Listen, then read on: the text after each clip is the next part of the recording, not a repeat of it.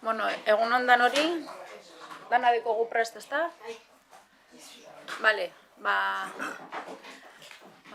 basiko gara, bale? Egun ondan hori, eta iraieko artezkaritza batzordeari hasiera emongo deutzagu. Uda ona igaro da izana espero dut, eta kursoa barriz asteragoaz. Beraz, lehenengo puntuen aurreko batzordearen bileraren aktaren onarpena daukagu. Ezer esatekorik ez bagunko, hau batez onartuko genduke. Ez da hau ezer esaterik, beraz, hau batez onartuta.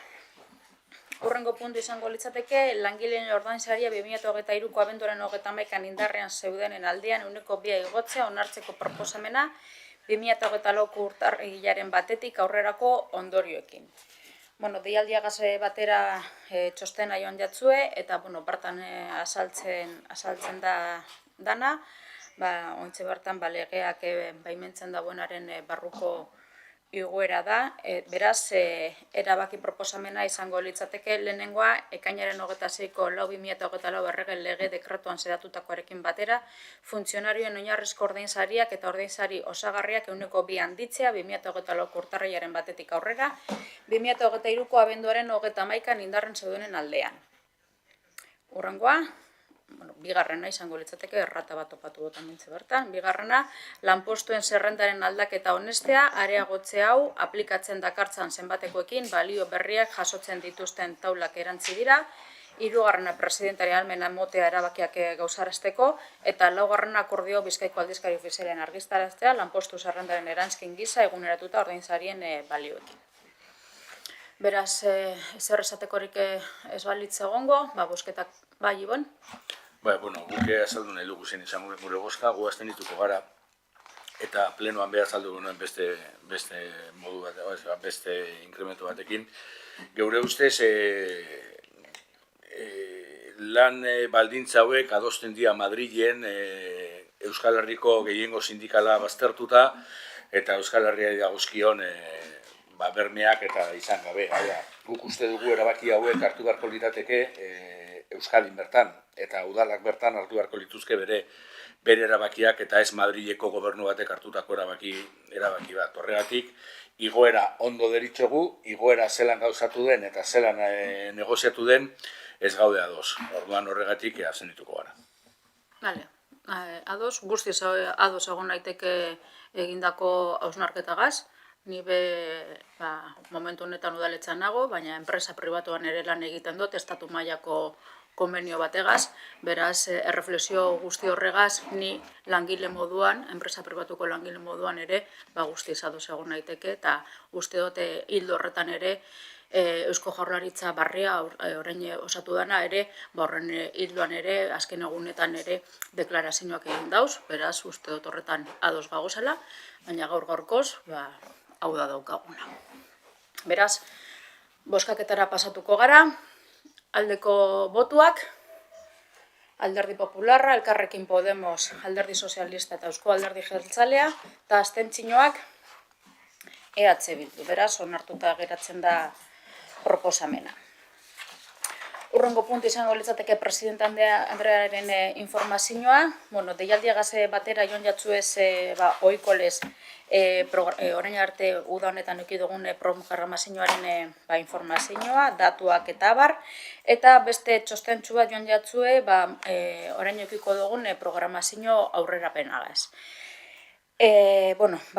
Urrira begira datorkun programazioa, oikolez getxo estena edukiko dugu, batez be, horre arte eszenikoak euren balioan jartzen, hainbat programazio edukiko dugu. Horbe ikusiko dozue, herriko talde batek bultzatutako, hitzartu taldeak adibidez kasu honetan, bultzatutako antzerki amaterren lehiaketa edo zertamena, Mikel Albizu izenekoa. Iragarri genduzan produkzioak berton ikusiko izango duguz, eta dakizun moduan, Getxo estena irekia deialdia daukagu, getxo estena irekia deialdia, jakingo duzun moduan, aurkeztu dugulako hemen inoiz, getxoko sektoreari zuzendutako deialdi bat da, eta justo orain, hasiko dira agertzen deialdi horretan egon diren sarituak irabazleak edo hautatuak esan dagigun, eta hautatuak orain hasiko dira gure programazio guzti honetan agertzen. Beraz, urrian ja batan bat agertzen da, eta ametik eta abendura arte agertzen jarraituko dira, eta hurrengo urteri begira aukiko dugu deialdiak hildo berean. Eta, koproduzioen inguruan, hemen ikusi eginke, aukiko dugula Pablo Biarren Konfines, gero eukiko dugu betiko moduan Mujeres en Estena programa, baita eukiko dugu ohiko lez kontu kontalariak, dokumentalak, zinema eta danatarik. Beraz, ohiko lez, aitatutakoa eta urria danean arte eszenikoak Getxo Estena programaren bidez. Beraz, hemen honi arte, informazioari dagokiona ez amaituta, ez dakite pregunterik edo deko zuen puntu honetan, bestera hurrengora joango gara, eta honetan ja eukiko gendukez galdezkeak. Galdezkeak lehenengoa registro bidez hartutakoaren arira, Elkarrekin Podemosen idatzia da, beraz, Xabi, zeurea da berbea. Bai, eskerrik asko. Bien, preguntábamos en primer lugar, este año 2024 no se ha celebrado el Txiki Fest, a pesar de la valoración positiva que se nos trasladó el año pasado. ¿Por qué motivo? Bueno, uste dut hainbaten azaldu dugula, Kale Fest zein Txiki Fest, aurrekontu parte hartzailetatik urtetako ekimenak izan dira, horre biak behin eginda, uztartu da horrege jasotako informazio guztia, eta egonkortzeko etorri dan programa bat sortu genduan. Horrek erabiliziran tanteatzeko apur bat zelan joan iteke esan, eta hortik urten eban Getxo Estena kalean programa. Osa, Txiki Fest, gehi Kale Fest, hor Max Mix bat eginda esparru teknikoan aztertutako datuen arabera eta bar, eta hortik urten dau, Getxo Estena kalean, hain zuzen be, Aretako anfiteatroan egiten dana. Aretako geltoki plazan anfiteatro bat dago, eta hor, udaldi osoan, jai sasoian izan, sarriko jaietako sasoian izan ezik, hor eukidugu programa bat, eta oraintze be, badukagu ze gauza batzuk, ja lasterra maitzeko egongo da, kaleko programa direnez, udaldirako programa sortuta dagoelako.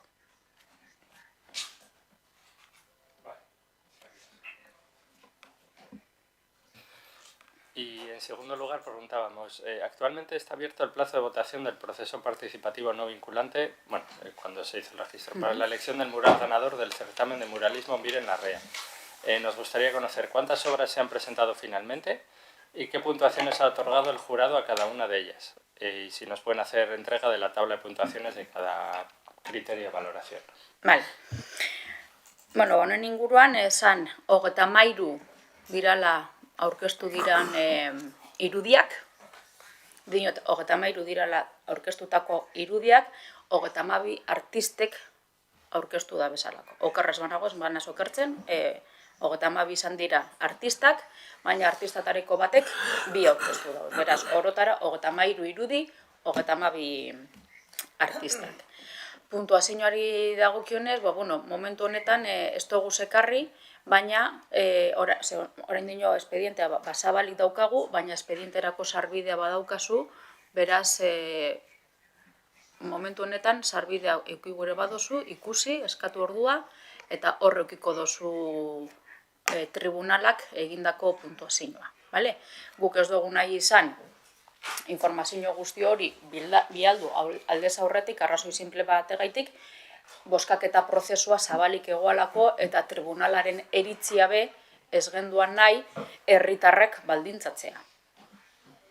Beraz, momentu honetan ja, espedientea gure badozu, orain dino ez daukagu emaitza finalak, nik ez daukadaz, tribunalak orain dino ez duztaz helarazi emaitza finalak, buskaketaren emaitza finalak, baina orain artekoa dagoan guztia, espedientean daukazu, beraz gure badozu espedientea erako hitzordua eskatu eta horrekiko dozu informazio guztia. Vale, ¿y cuando hay alguna fecha prevista para la declaración del ganador? Porque ya se tendrán los resultados de la votación popular. A ver, momentu honetan, prozedura salduko deutzu, bale? Boskaketa bat egon da online, beste boskaketa bat paperean, fizikoan. Horretatu guztiak uztartu beharko dira, eta datu guztiak partaidetza arloak daukaz, partaidetza arlo horrek tribunalari pasatu beharko deutzaz, eta gero behin tribunalak bere lana egin beharko dau, ni ez naz tribunaleko kidea, bere lana egin beharko dau, eta behin tribunalak akta barre bat egiten dauenean, badakizue diru laguntzen eta barren ordenantza bat dago, horrek egiten dagoena da organo kolegiatu bat konbokatu beharko da, organo kolegiado de subvenciones konbokatu beharko da, eta hor niri traslado mongo duztie. Noiz egingo dan? Ni gaitik bada, ja, baina, bueno, tribunalak ere, hitzordua euren. Vale. Un poquito, que hay que votar luego. Ah, sí. Tribunalak emaitza daukanean, barkatu, tribunala batu beharko da, agendak begiratu beharko da bezeuren artean, eta data zehaztu. Baina nigaitik alik eta lehen, ze asmoa izango litzateke ja, euri sasoia hasi baino lehenago, margosten hastea da asmoa, beraz. Y en esa acta que has mencionado, que tiene que hacer el tribunal, ahí tendrá que reflejar los datos de la votación popular y la decisión definitiva, ¿no? ¿He entendido bien? Sí. Entiendo que sí, pero vale. Que es un acta que hace el tribunal ese, en el que yo no participo. Vale, de acuerdo. Vale, beraz, hurrengo preguntera joango gineateke, eta hurrengo preguntea izango litzateke EH Bildurena 2025 erregistro duna, zenbaki duna.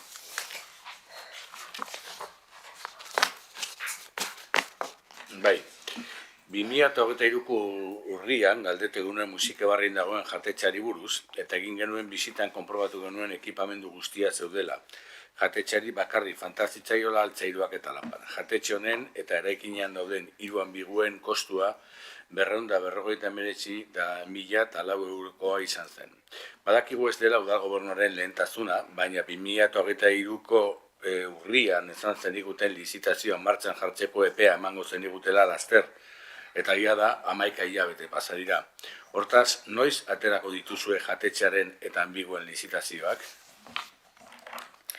Bueno, honen inguruan, esan berreko da, zuek esaten duzue, badakizuela lehentasun ez dela, hainbat gauza daukagu zalako egiteko, baina bai esan behar dut argitzeko hemen ambiguak erabili egiten direla ekitaldi bakotzak eskatzen baldin badau.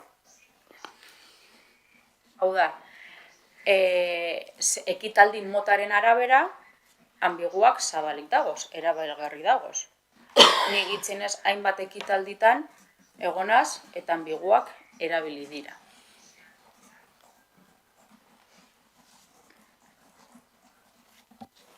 Bueno, bi kontu. Ambiguak erabiltzen dira oso gutxitan eta holako aurkezpenetan eta, baina adibidez kontzertuak egiten dira, bertan ez da ezer saltzen. Orduan, ez da erabiltzen. Are gehiago, momentu batzuetan esan diguzue, bale, ez dela ezer sartzen, baina baimentzen duzue kanpotik sartzeko garagardoak edadariak. Horrekezoak ainorako logikarik, ambigu horiek egin ziren erabiltzeko zerbait osagarri bezala, bere momentuan, are gehiago, nik uste, horiek kudeatzeko prozesua abian jarri zan eta gero eten egin zan, orduan logikoena izango litzateke hori.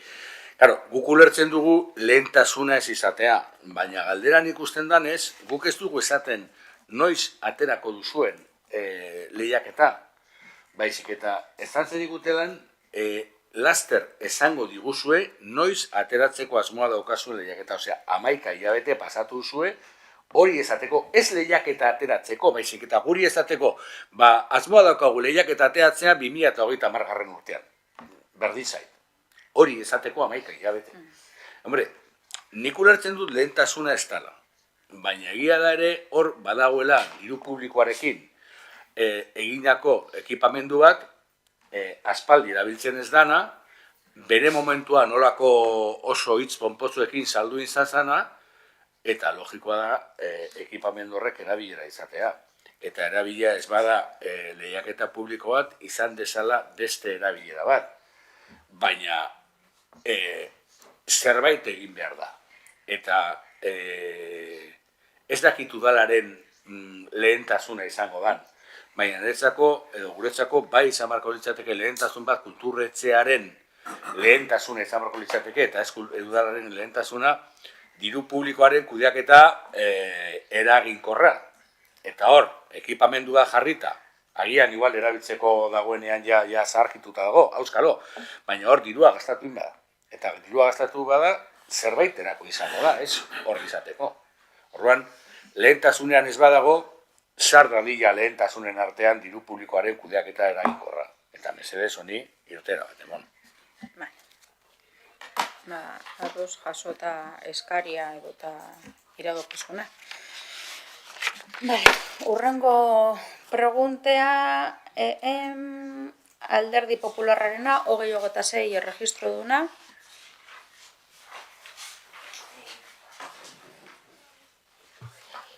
Solicitamos que se nos informe sobre el torreón del Molino de Iserrota que quedó excluido en la concesión de Manial y cuya gestión está en manos del Ayuntamiento. ¿En qué fase se encuentra la gestión como sala de exposiciones, que es a lo que se dedicaba este espacio? Y siendo responsable de la conservación y mantenimiento del molino, propiamente dicho, ¿en qué fase se encuentra el arreglo de dicho espacio? Bueno, nik hemen esan beharrekoa daukat, voy a comentarlo en castellano. El aula de cultura o este consejo rector no puede responder esta respuesta. O sea, no compete al consejo rector del aula de cultura responder esto, porque el molino no está dentro de los equipamientos municipales que gestiona el aula de cultura. Hasta donde yo sé, en las licitaciones anteriores era el propio restaurante quien gestionaba, lo digo quien gestionaba las exposiciones. No era el aula de cultura que ponía ahí exposiciones, sino que el propio restaurante pues le solicitaban el espacio a través del proceso que ellos tuviesen establecido y hacían. Con lo cual, el aula de cultura, este consejo rector, lo que puede responder es eso. Nosotros no gestionamos este edificio ni somos competentes en él. Pero en el último, contratación, en la concesión, sí se ponía que el molino iba a ir aparte del resto del restaurante y que el ayuntamiento se iba a hacer cargo del molino, por eso lo hemos preguntado. Pero... Digo, para no andar liando. Termino rápido. Mañana hay una pregunta, creo que de H. Bildu, no estoy seguro, sobre el restaurante. Entonces, respondo todo ahí, pero te adelanto que este edificio ahora es un edificio que queda fuera de la concesión del restaurante, que lo tiene que abordar edificios municipales en las infraestructuras y que se ha hecho una primera inspección para ver qué necesidades hay. Es verdad que estamos a la espera, es que voy a adelantar la respuesta de mañana, hostia, al final... No, pero es que tú también estás en la comisión, es que no, te mira a ti porque tú estás en la comisión de urbanismo, de mañana de territorio... Y la pregunta es vuestra, entonces que estoy adelantando... O si no la dejamos sin dejar. A ver. Del bar, pero es que una cosa va... Es que una cosa va con la otra, nada más. Entonces por ordenar y responder las preguntas en los consejos o comisiones que corresponden. Sin más, no es por otra cosa. Los matices, si quieres, de esto los explicas mañana en la comisión que prefiero toca. Prefiero explicar mañana, pero sí te adelanto que en lo que corresponde al molino, que es un edificio municipal, ¿vale?, se ha hecho la primera inspección por parte de edificios municipales, ¿vale? Y ya está. Y ya está, y hasta ahí te cuento, y mañana cuento el resto. Y mañana cuento el resto, que si no voy a contar 2 veces. Lo mismo. Pero lo que sí está claro es que está fuera de la concesión el molino. Está fuera de la concesión, está explicado. Sí. Creo que aquí incluso también se explicó, porque hubo Eso lo otra hemos pregunta. preguntado, porque está Se fuera de la explicó aquí concesión. también. Y para mañana tenemos una pregunta sobre la concesión en concreto, sobre la concesión del restaurante, ¿vale? Pero es evidente que las obras, y lo he llevado adelante, las obras que se hagan en un lado, tenemos que ver en qué medida, o en realidad es en qué no medida, es una de las cuestiones que tenemos que cuidar, las obras en qué, o sea, que no afecten al molino, ¿vale? Vale. Al molino, digo al molino, ¿eh? Sí, No sí, digo lo que es al el conjunto. molino. Vale. ¿Eh?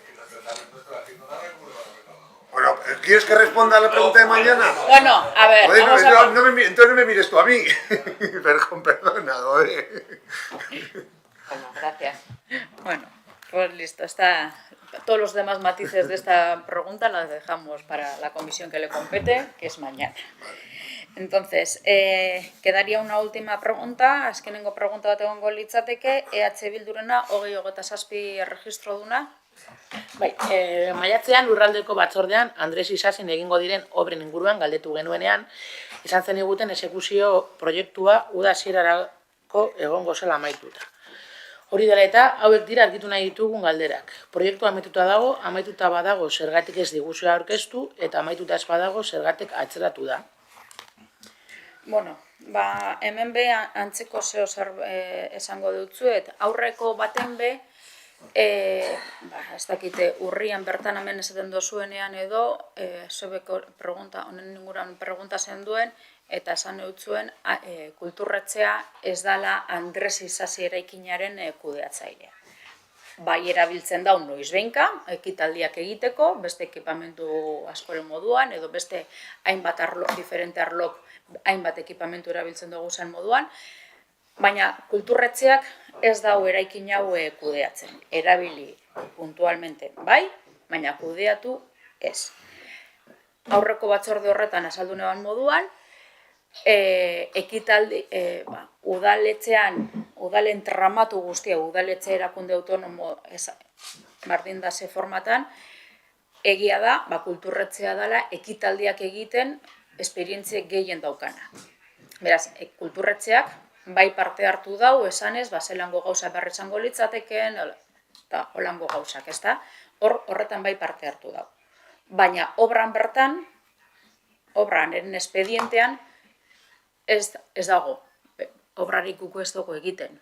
Orduan, musika eskolan ere galdera hau erregistratu dozue, udaletxean bere bai usteote lurralde batzordean esan deustie erregistratu dozuela gauza bera, beraz, horrin inguruko informazio gehiago lurralde batzordean emongo ditzuen. Vale?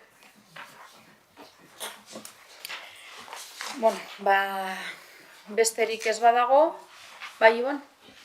Egu hau galdera bat, egia esateko ez dugu registratu arazo bat izan dugulako gure artean, baina hortaz aparte, bai interesatzen zaigu gai honen inguruan hitz egiten hastea ikusteko gauza nola egiten diren. Badakigu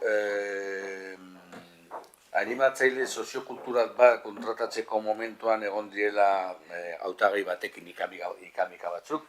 Ikamika horren zentsuan ez gara sartuko, baina bai horren bitartez ikusi dugu da zuzenean jotzen dela pertsona kontratatzeko kulturretzean zuzenean jotzen dela lanbidera. Eta orduan, gero atera da beste deialdi bat, eta izan da liburutegi laguntzailea, eta horre lanbiden dago. Karo, zer gertatzen da? Guk ez dugu ikusten, jakin nahi dugu, zeintzuk diren aurretik eman dira pasuak, ze lanbidera jotzeko da azken pausua. Eta lanbide jotzen denean, karo, nik hemen ikusten dut, se valorará no sé qué, pero ¿cómo se valorará? con cuántos puntos se valorará, hasta dónde se valorará. Gauza guztiak ez dira publikoak, guk ez ditugu topatu. Eta animatzaile soziokulturalaren espediente ikusi genuen, eta ez genuen hori topatu. Ez genuen nola jodan lehenengo kulturretxea dauzkan lanpoltzetara, ondoren beste lanpoltzetara, ondoren beste lanpoltzetara, eta legeak ezartzen dituen urratz guztiak eman diren lanbidera jo aurretik. Orduan, horiek dira argitu nahi ditugun gauzak. Osea, nola egiten ditu kulturretxeak bere langileen kontratazio prozesua. Ze lanbidena da azken urratz. Bai, da, normalen begiratzen da, norberaren boltzarik ez badago edo agortuta egon eskero, hirugarren baten boltza batera joten da. Normalean maila bereko edo goragoko maila bereko herriko boltzaren batera. Hau da, gure parekoa edo goragokora. Ez baldin badago, gero ja beragokora joan gaiteke, ez edo zuzenan lanbide. Luzek azalduko dago beto, zeberak kudeatzen dago manera guzti hori. Nik azaldu aldot, bi kasu horiek, eta normalen egiten den moduan, ez? Legeak edo barne legeak, udalak dauka lanpoltsak kudeatzeko araudi edo barne instrukzio bat, bale? Eta hor esartzen da, lehenengo erabili behar diren lanpoltsa zeintzuk diren, bale? Udala honditik bera, joaten gara, Bilbo, Barakaldo, Portu, lehenengo Getxo, udala kulturetxaren kasuan, gero Bilbo, Barakaldo, Portu, hoiek ez badaude Aldundia, eta azkenengoa Eusko Jaurlaritza. Eta hoiek ez badaukate azkenengo pausoa lanbidera. Hala ere, gu saiatzen gara beti beste udalerrietan lanpoltsak eskatzea. Animatzailearen kasuan ez dago, ez dugu topatu, eskatu egiten dira, eta ez dago, horregaitik jotzen da lanbidera. De hecho, lanbidek eskatu egiten digu, beti baiestatzeko beste lanpoltzetara jo dugun ala ez. Liburutegiko kasuan orain zabalik dagoen kasu hori, eskatu dira, buruz ez dakit, baina espedientean argi jasoko da, hautagaia dugunean, ikusi dezakezu, uste dut, 6 udal herri ezberdinetan eskatu da lanpoltza, batzuk esan digutela ez dutela, eta beste batzuk adibidez Bilbo badutela, baina ez digutela ematen beraiek erabiltzen ari direlako. Horregaitik jo dugu lanbidea. Horiek dira pausuak. Eta espedientean, gero balorazioa egiterakoan, hautagaia dugunean, ez dakit noiz ikusi dozuen edo noiz joan zareten espediente hori ikustera, ze arraro egiten zaitze, ni naiz pertsonal arduraduna eta ez dut horren berri izan, baina, ez dut esaten, ze igual abuztuan edo uztailen izan bada, ni oporretan egon naiz, horregaitik, baina normalean txostenean bai jasotzen da zer baloratu den, eta zeren arabera hautatu da pertsona bat. Ni nintzen joan espediente ikustera. Ze aurrekoan, programatzaile bat izan genuenean, aurreko kasuan, ze pertsona baja orain dela urte terdi horrela, nik egin nuen balorazioa. Ez, abuztuan. Bai, eta orain dago beste bat, bai badakit. Orduan, egiten diren urratz guztioien eta urratz guztioietan jasotzen den erantzuna espedientetan dokumentatuta dago. Txostenean, eske gainera fiskalizazioak eskatzen du. Zuk azaldu behar dozu zergaitik joan zaren lanbidera. Baina legeak baimentzen du lanbidera joatea, Bai, azken urratz bezala. Guk ikusi duguna, lanbiden ezke, hor, hautagaiek, printzipioz, kanpotik ikusten dara, se valorará, en función de qué. Zuk administrazioa sartzen baldin bazara, se valorará, baloratuko den gauza bakoitzak, badakizu zenbat puntutan baloratuko da, eta zer onartuko den, eta zer ez den onartuko. Adibidez, administrazio ez berriro. Animatzaile soziokulturalaren kasuan, bere kezkazan, noraino bere, edo zalantzazan, noraino bere titulazioa etzuen betetzen bertan eskatzen zana. Hori zan kezka, Nik ez hartuko nor daukan arrazoia eta norrez. Baina hori deialdi arautuago baten argi gehatzen da. Bueno, nik uste dut, apatzen ari zaren kasua, erratutaz banago dago pertsona bat erreklamatu egin zuen, ze berak zuen titulazioa, ez da lanpostuak behar duen titulazioa. Ez dakit kasua horri den, baina pertsona batek erreklamatu egin zuen, kanpo gelditu zelako, baina ezke RPT-ak jasotzen du, lanpostu horretarako behar dozun titulazioa animatzaile soziokulturala dela. Hori ez badozu, euskera bezala, ezin zara aurkeztu. Ez dakit kasu hori den. Bai, baina kasu hori izan da, daiteke. kasu hori da. Eta saldu genion, eta erantzun genion, hala ere berriro reklamatu zuen eta berriro erantzun genion. Eske RPT-ak jasotzen dituen baldintzak guk ezin dugu ekiditu, esan nahi dut. Hoiek dira legez izan behar direnak. Bai, baina beak aipatzen zuena kasu honetan, eta hori da nik esaten duena batzutan igual ikusi behar dela argiago, deialdian ez kasu hau batean. Deialdian baldintzak deialdian jasotzen dira, hori eskatzen da, animatzaile soziokulturala izatea. Hori, eta gainera eskatzen da animatzaile soziokulturala izatea, eta hori lan hezkuntza mailako, bigarren lan hezkuntza mailako maila batean daukana, uste dut. Hirugarren, edo LH-irura. Bai. Berak zeukan master bat. Orduan, kontua da, noraino goi mailako titulazioek ez dute betetzen azpiti daukaten titulazioak. Zakita dautzen Bai, etzen noraino. baina eski Hori legea da deialdi batean azaltzen da, normalean. Baina, bueno, kontua da. Baina, kasu horretan lanpostu horrek dauka titulazio oso espezifikoa. Kasu hau, nola izan da, guk zergaitik hasi garen begiratzen nola egiten diren gauzak eta nola ikusi dugun jarraian birritan jodela lanbidera. Eta horan ikusi dugu, lanbidera jotxarena izan behar dela azken urratza. Espedientea ikusi gendu eta urratxoiek ez genitun ikusi. Orduan, hori da, badago jasota, ematen diren urratxo guzti horiek. Nik ez dut espediente hori kudeatu, ze oporretan nengoen, baina beti jaso egiten da zergaitik lanbidera jo dugun, ze legez, fiskalizazioa gainera eskatzen du, esatea zein lanpoltzetara jo dugun, eta ez badugu jo, zergaitik ez dugun jo. Bale, morduan.